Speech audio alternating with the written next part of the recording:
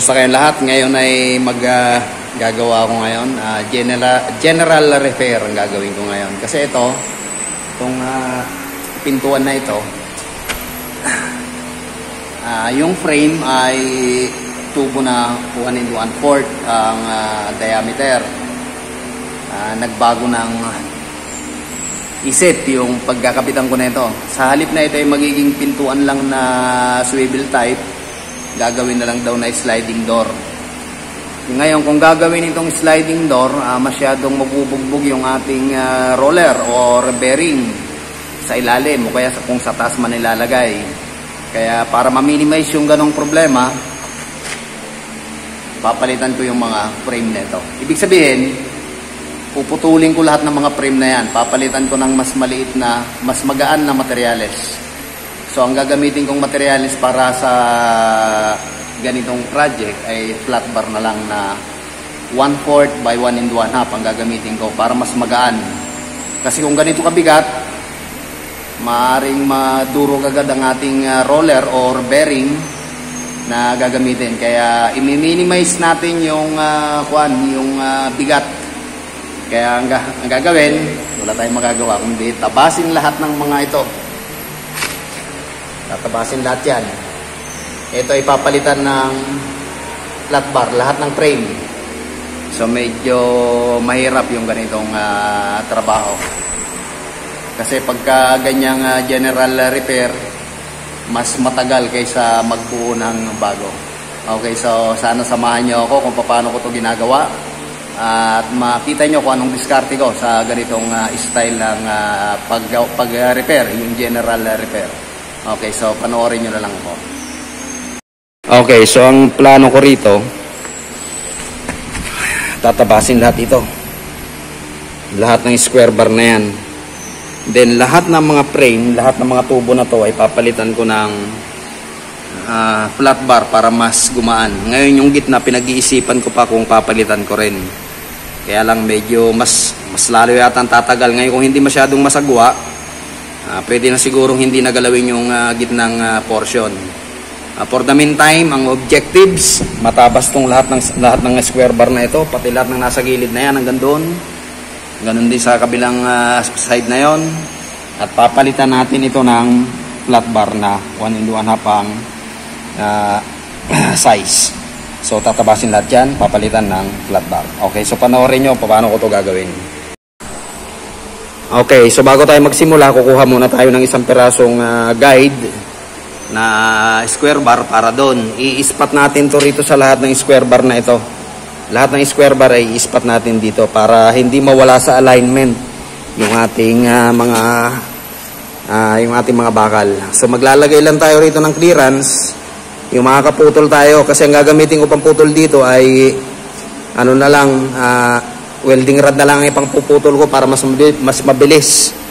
So medyo nasisipat ko na, okay na yan, yung clearance na yan. Makakapagputol na ako dyan. Okay, so i-spot muna lahat ng mga lugar na ito hanggang doon sa dulo para pantay.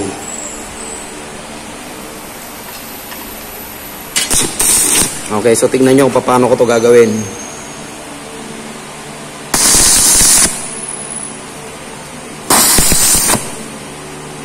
Okay, so nakaposisyon na yung isang dulo. Doon naman tayo sa may kabilang dulo. Siguraduhin natin na pantay ang clearance nilang dalawa. Okay, parang okay na yan.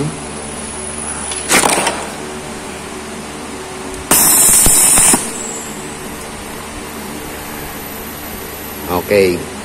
So pwede na nating ispat lahat ng mga side na ito. Unahin muna yung gitna para hindi masyadong magkaroon ng distortion.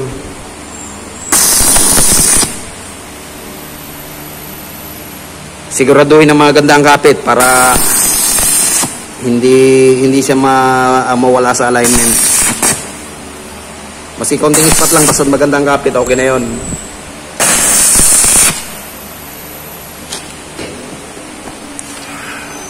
Hirap na ito ha, isang kamay nakahawak sa camera, isa nag-welding.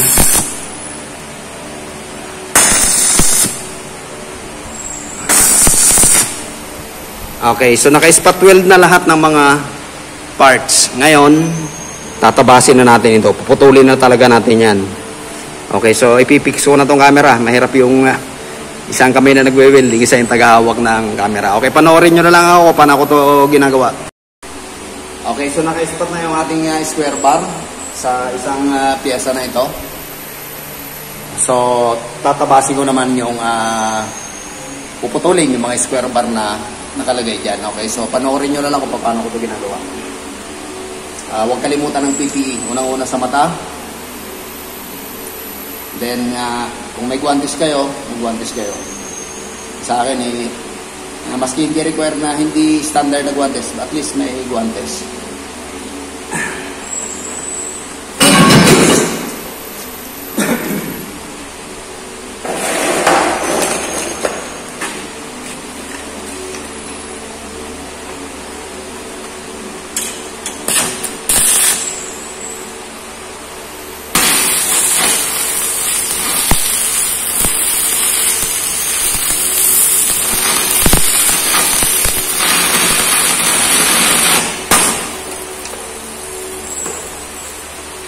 Okay, so welding rod lang pangpuputol ko para mas mabilis.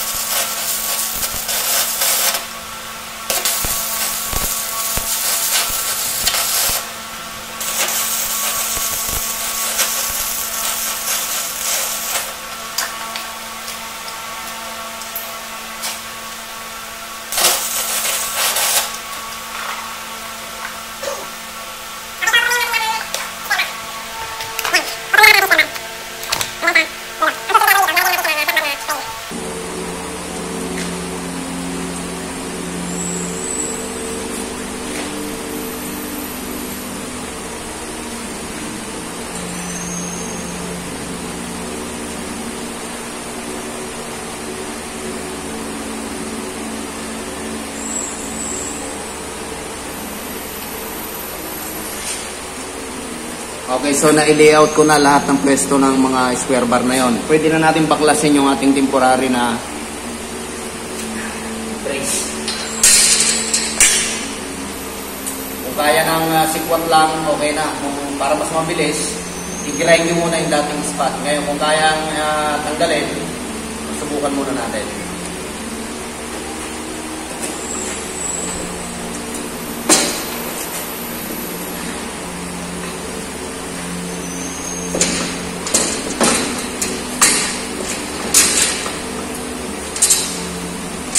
Matigas, kaya gagarahin ko na lang.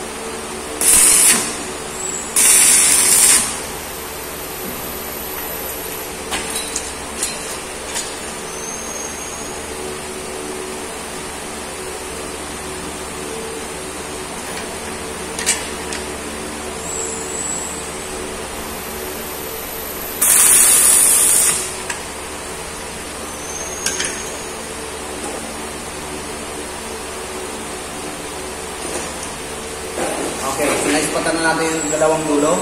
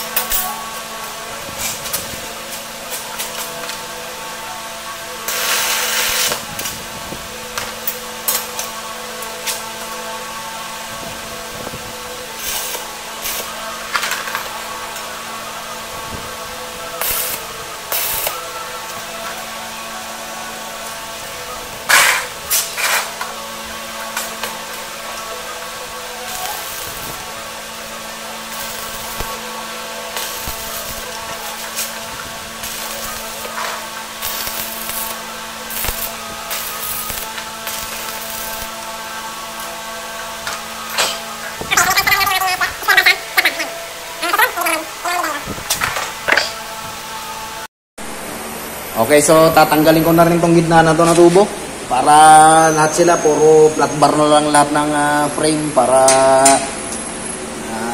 parang hindi babagay kung iiwanan ko tong tubo na to. Kaya obligadong tanggalin din tubo na to.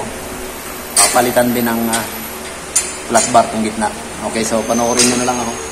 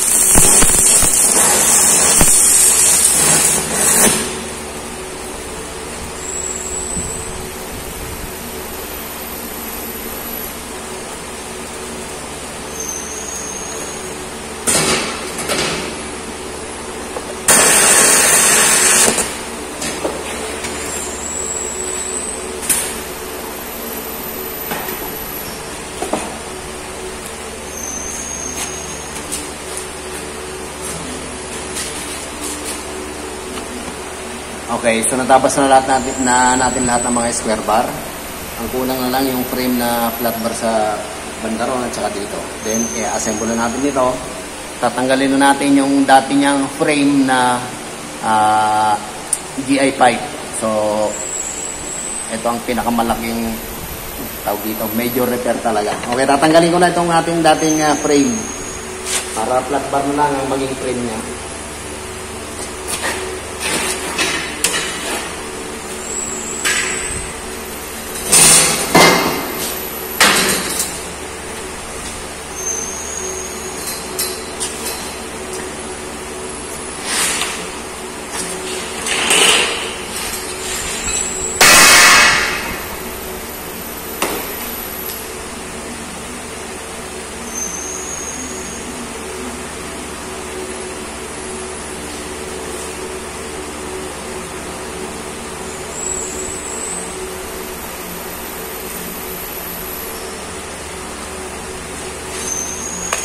Okay, so natanggal na natin yung dating lahat ng frame na GI pipe.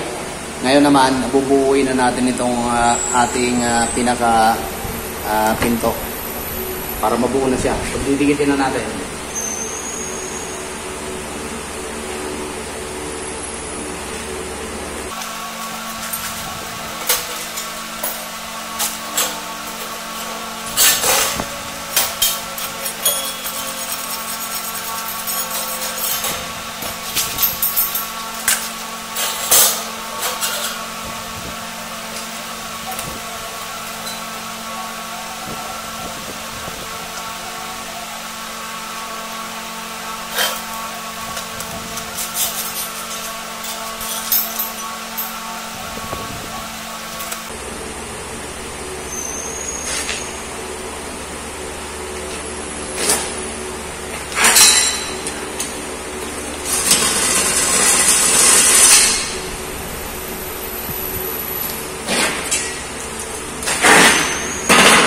Ipo-full wheel ko muna itong likod nito para maganda yung alignment. Medyo tumikwas kasi ng konti. So, para tumabig ng konti, para maganda yung alignment, ipo-full wheel ko muna ito.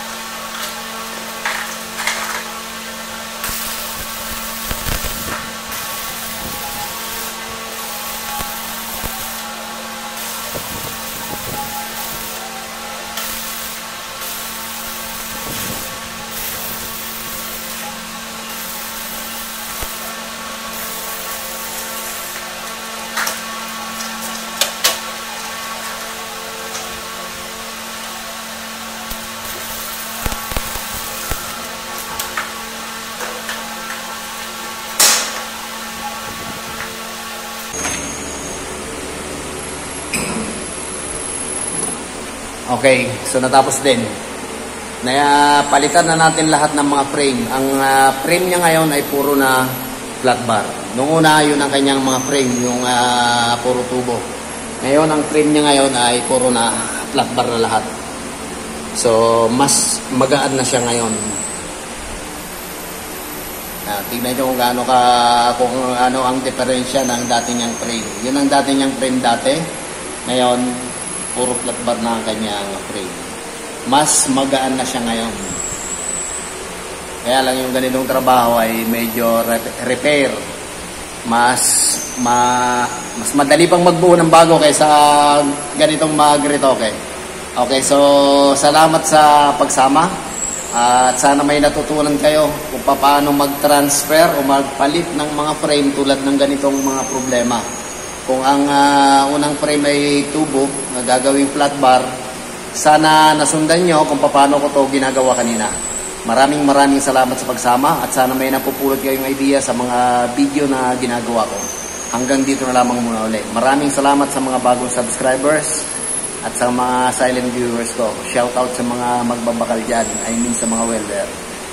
Okay, so thank you so much. Lalo na sa mga bagong nagawi sa aking channel. At may natutunan na kahit konti. Hanggang dito na lamang muna ulit. Thank you so much. Until then.